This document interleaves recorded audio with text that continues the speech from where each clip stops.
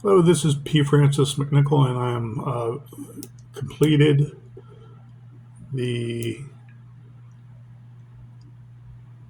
titled work Sandy T, and I am pleasantly surprised about its polished look. And I did the earlier touches to it, finishing it, posting it on Facebook. And so I'm doing a reading now, and I was just doing some revision before I started the video, and I figured, hey, let's get into it. Um, and we can review it afterwards, and I hope people give me input. It's the way I like it, and I probably will not change it anymore as it's posted on Facebook. And I believe on my computer, which is not hooked up, it's not Wi Fi, it's just for authoring only. Um, with my flash drives, I hope that it stands the test of time and it will be in a blood red sea. So let's get into this. Sandy Tea by P. Francis McNichol. A sweet lemon slice with a smidge of sugar pinched or poured. My lovely flock of larks and a burst sunrise aboard. Crystal ball eyes moisten, leaving me through the smoky gusts of falling leaves of what was meant to be. And I reach for just one lonely leaf, lovely, the sun raining sand on me in your open arms of grief. The look, that face, that lasting memory of me and you, and all the smiling devils in the details too. But a lasting regret in pleading a need pales when an arm bleeds, a needle's last demon seed.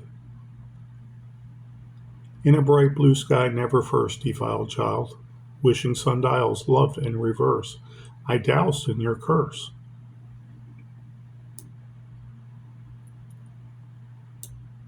A trapped laglast, with a soul of broken glass, you battered what mattered, destroying porcelain hearts of a shattered past. Unholy spirits in a dream of disbelief, bashes an addict's dusty teacup on the razor blade reefs in a desert motif.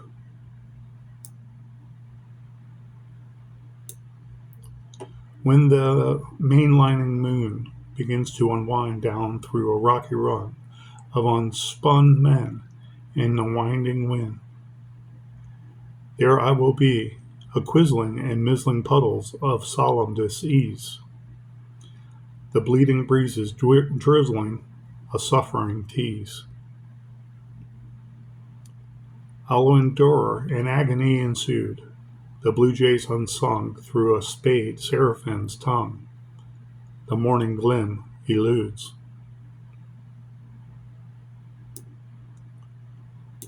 Sugar cane cubes melt in lubed rainbows, as Cupid's parquet bow and arrow explodes in a tesserae tornado of lava flows.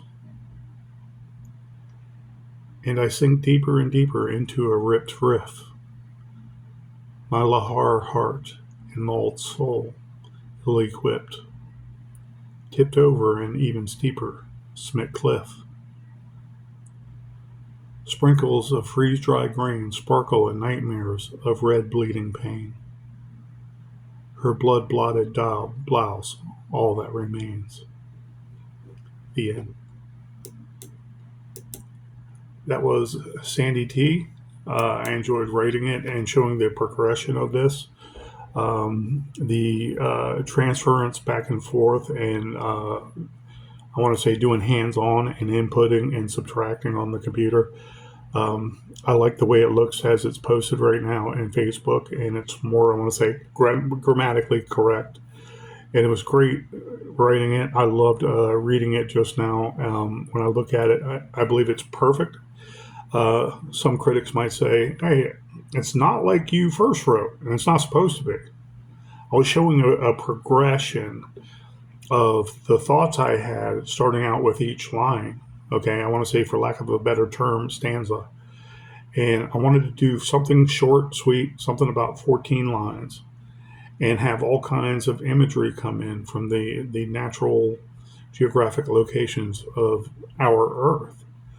I have some trauma in my past, and I speak about it sometimes, where a loved one was hooked on heroin. And she went her path, and she left me, her family, everybody. She tricked also in DC, where I used to work, which was a big no-no. And then basically the drug took over and took her life. And I think of the despair there. It's not like I'm reliving it, but it does bring back some kind of cold memories. Cold is the way to explain it sometimes. But I'm not reliving it. I'm not reliving a dry drunk. I'm not worried about it, actually. Okay. Part of the healing is coming to grips with it. Part of the healing with any of us is knowing we can talk about it at times. Okay. And it's nothing that I did. Most of all, I didn't degrade myself and bring myself down during that time in my life. But it was sorrowful because she was someone I loved. And the end result is not well. Okay. And so that loss, and there has been other loss, in all of our lives, but it's symbiotic. It's side by side. It's vis-a-vis, but it's not so close that they're touching noses. So I have that inspiration. I have pictures I see with certain motifs, certain themes, certain subject matter and plots. And I went down the line of stuff I started out with that I already did a video with. And I was, okay, all right, yeah, I want to change this. Okay, and like one thing I'm not going to change, but I think could be better, of course, was I love the line, in a bright blue sky, never first defiled child, wishing sundials loved in reverse, I doused in your curse. I love that line. You'll see I hardly changed that. I didn't do anything with that. But some I was thinking about basically the men rolling through some women's lives. For whatever reason, they're using every man they possibly can, for whatever reason. Whether it's money and then one person for sex, one person for a fling, and then she never wants to see him again, and ghost him. It's like there's songs written about it too. The ghosts that pass through a woman's life, because they're men that she could either not care about, or it was just a one-time thing, and she discards them because she could care less. There's no one that can really hold her heart, per se. So I think of that added into the despair of losing a lady like that. We think of the glamorous girl in high school, valedictorian, the head cheerleader or something, and she can never be touched, and she'll never look at you the same way she would look at the jock, and how that jock's going to be turned out and going to college. But how many of those jocks passed through her life in time where she always had to have a high standard, and you ain't it? Well, men think of stuff like that. Our broken hearts too. Okay, when we're getting all mushy and being poets. And I wanted to add a little bit of that in there, and what have you. And those same women, I want to say, that are addicts, or whoever is an addict, man or woman, they will use the opposite sex regardless as much as they can to continue the addiction. Sometimes the opposite sex is in on it with them to continue the addiction. Then one person breaks away and she or he is left, and they're like, okay, time for a new guy then. Just like that, dropping their friendship, dropping their love and everything. And so there's all kinds of different turmoils. I want to say there's all kinds of discourse and interchange and exchange between what happens when you're addicted. And from my perspective, I see what happened 25 years ago. And it's there, and it's fine. Um, but it does lead to credence, and I want to say inspiration. So, anyways, that's what I had in mind to begin with. Didn't have a title before. Threw some sentences together, and I see the pictures. Uh, One of them was the unspun men.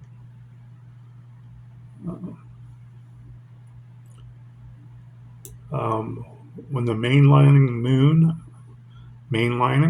something I wanted to change. I put the mainlining word in there. I didn't have that originally. So this sentence I altered and I adjusted because I wanted the picture to be there. You know, the moon cascades upon this damsel or this succubus. All the men running through her life, so to speak, because of her addiction. You know, they're in the past. They're gone. They're ghosts. Everything they contributed to her and her learning about herself, or not wanting to face herself, also is gone in the wind, the whining wind. You know, and so I kept it pretty simple with some unsounds, some in sounds, some ein sounds, unwind, down, mainlining, and then whining at the end. Because the wind howls. I was tired of using howling. I changed that on one of the lines. I think that howling was the word I changed. Howling moon begins to unwind down through a rocky run of unspun men in a whining wind. That I did alter. I altered a few things. I make no bones about it, and I welcome anybody to discuss how they do that too.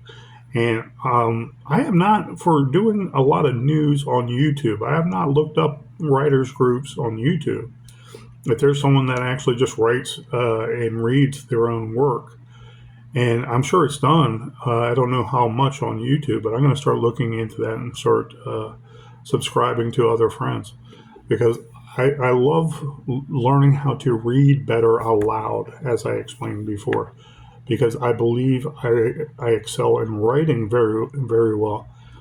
But I want to make sure it connects with that lack of hearing, and especially this year. And I like it. I like it. It's a keeper. It's going to be inside a blood red sea. And like I said, right now I'm eclipsing, I think, total 430 pages. If I put all of Facebook's poems in there, even some I don't like, but I polish them, I make sure they're polished, I would be looking at a 600-page book right now. I guarantee it. And I think it would be one of the coolest ensembles that someone could buy. It would be that thick. You know, I was like, that's all poetry. I don't want to read that. Each his own. I understand that. Some of that poetry I didn't like writing because I'm learning how to do the short game, the little ins and outs. I've done them before. I know it's there, but I don't know everything there is to know about poetry. Not many people do. Again, except for those scribes with those big freaking 2 foot wide, 2 foot long, 2 foot thick master dictionaries that are 1,000 years old. Okay, they have them that are 3 feet thick. Every word, every work recorded in those codices, so to speak. And it would be interesting to see them. And it's like they're so old. Are they preserved? Are you allowed to open them up? Okay, to research stuff. These scribes, these Oxford English professors, you know. Hey, I hand it to them. They are brilliant. And they tell us what is acceptable, what isn't. Everything is acceptable. Okay, I know that, and I refuse to believe they're going to tell me what I can write. But actual words that are accepted into the English language, they okay. Okay, and they say, yeah, a lot of people know this word, so why not put it in the actual dictionaries and the books they have. And it's like wonderful. Go back 1,000 years and find all these old English words, these archaic words, not used anymore, like smit. Okay. And when I hear smit, it's like an adverb, or it's a verb, past tense, of smote. He smote her because he can't stand her. So he smited her. Okay. And they're smote.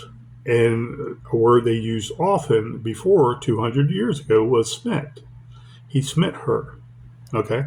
And it's like, I knew this before. I've seen that word before. I'm like, oh my God, it's perfect for one of the lines here in Sandy T. I was like, I'm going to use it. I'm going to bring it back, and people can figure it out when they read it, that how it sounds is pretty much what it is, So that's letting the reader also read for themselves and know and learn and enjoy it. Do you want to go off the deep end? Do nothing but Germanic language from the 1400s, 1500s, and all kinds of influxing language. You might lose your audience. You'll need to hire a translator. But anyways, it was fun to do. I love Sandy T. It's one of my favorite ones. I'll say why. Because when I was sitting last night, I sat for half an hour enjoying a tobacco break. And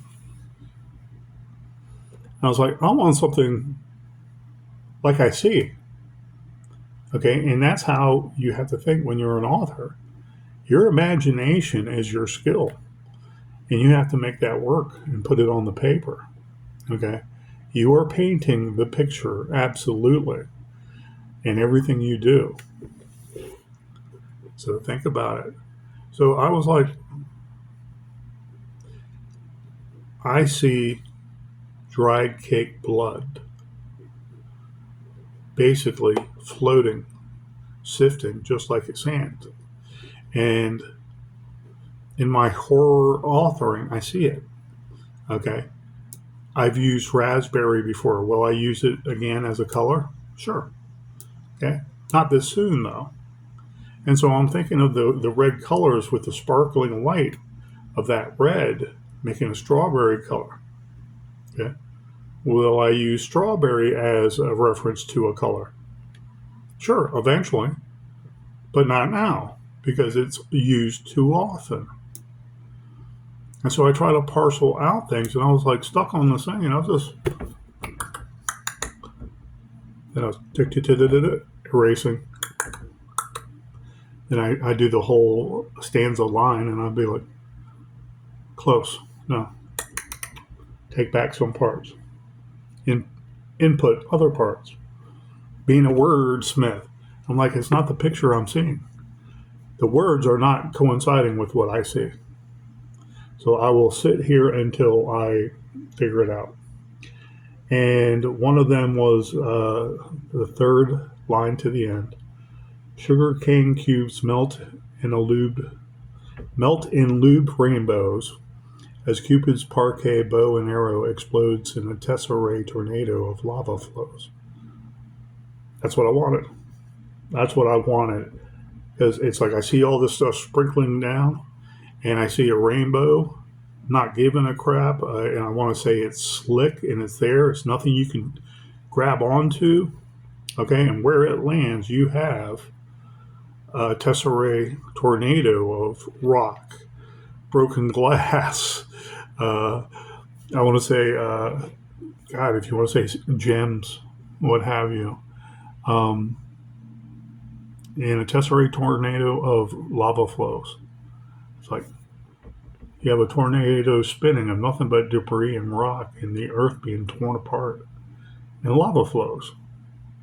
And so it was like I was thinking the heat from the earth and the lava just spewing around, going up in a rainbow going up in a tornado while the rainbow is just sitting there like a voyeur looking. And I thought that, and I was like, okay. So I'll go to the next one. And I was like, I wanted it like a continuation from the previous line of the lava flows line with the rainbows. And I'm thinking of the cliff. You're there and you're sinking, and you're always between a rock and a hard place. And you're there and you're standing all of a sudden in a bad dream, bad nightmare where you're scared, you're petrified. Someone pushes you. So you're falling again. Okay, but this time you're falling from a cliff. It's a different location.